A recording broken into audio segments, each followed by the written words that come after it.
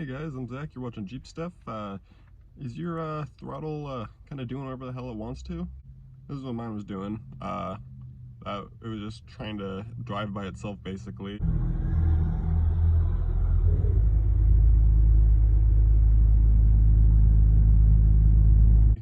When I put it in drive, it goes up even higher in RPMs.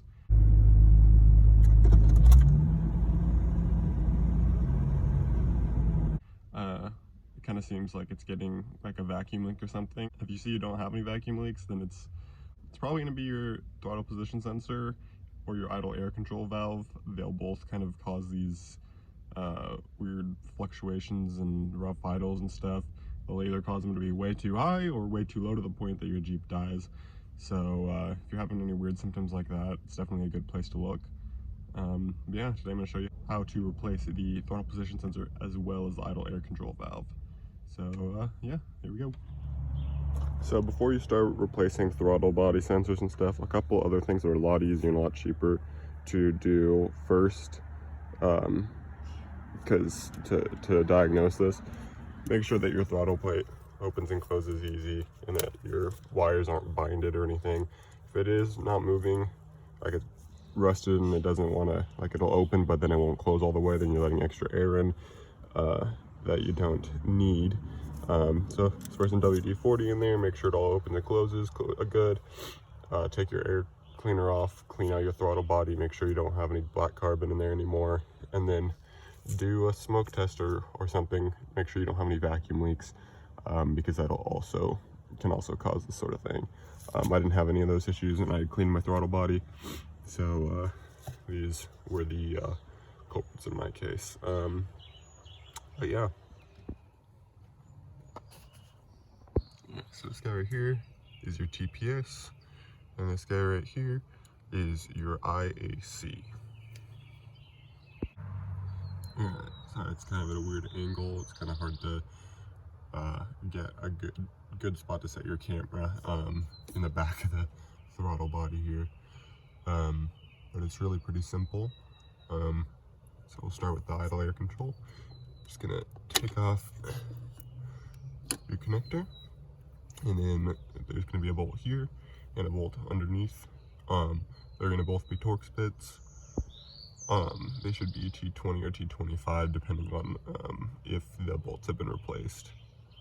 Looks like this one is a T20. I'm just going to go ahead and take those bolts off.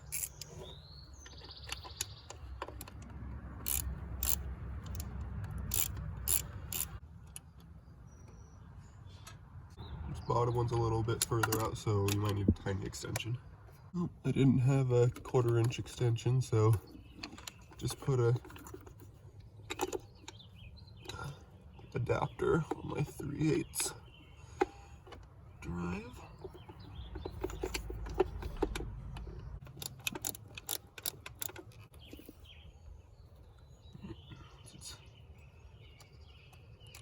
Once it's loose, take your bolt out.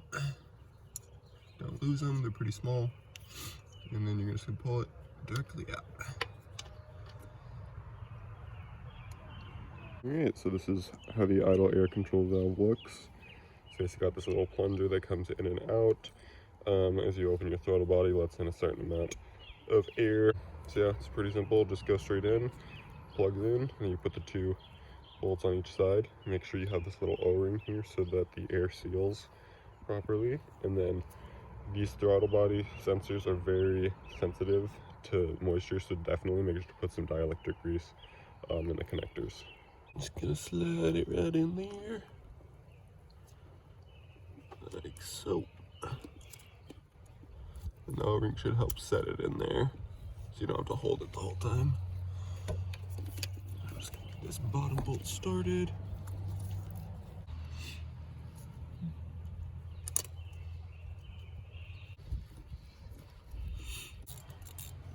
You're just gonna snug them down. You don't gotta Hercules these, especially since they're Torx bits, and those are notorious for liking to strip.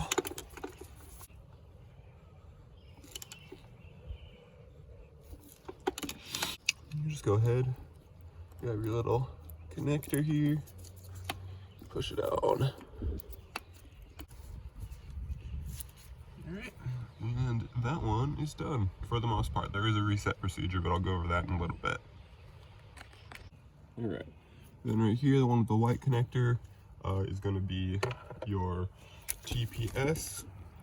I press this button here, slide it out. This one never wants to come out. I don't know if this is an aftermarket one. I don't know why it's white. It's always been like that since I bought the Jeep, so let me just grab the screwdriver.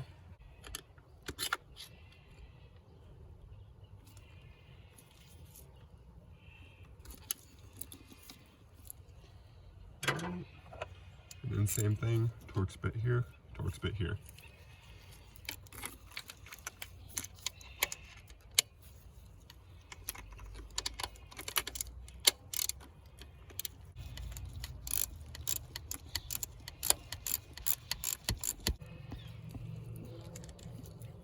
You take that one off, and voila, you can pull it right out.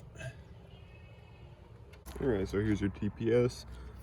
It comes with a new gasket. Put it on, might as well seal the air if you can, especially with how sensitive these are. You don't want water or anything getting in there, because these will, you think about water around them and they will go bad. So yeah, so you'll just press it in like that, so you can see there's a lip that will go in there.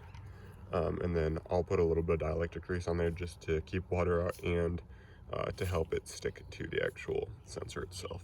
There's some teeth, and on the throttle plate where it connects in, there's a little tab. So you're basically gonna line it up with that, and so you're not gonna go in straight, and then you're going to turn it till the bolts line up, and then you put the bolts in, and that will set it to the correct throttle position for this to kind of figure out what it's supposed to do. So right here, this is that little tab. So when you turn that, that's lifting the throttle plate open and closed. So yeah, if it's not already directly in line with this, then twist it, put it in, and then twist it till the bolts line up. Sorry about that. Basically, it was just doing what I was saying.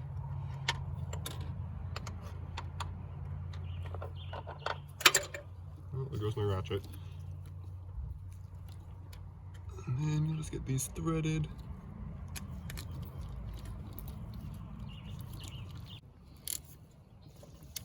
Perfect. And you'll just plug that bad boy in too.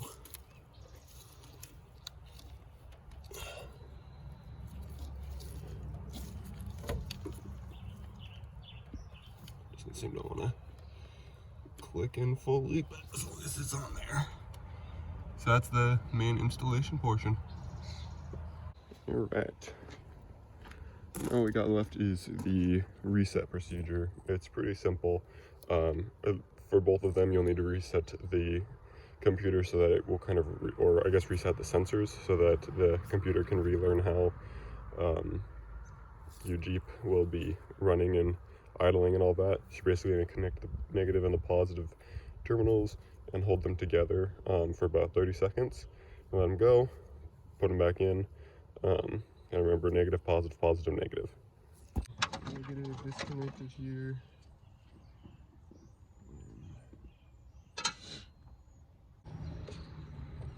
Two cords. Really want to stretch and just hold the terminals together just for about 30 seconds. A few moments later. Alright, you'll reconnect it. Positive first.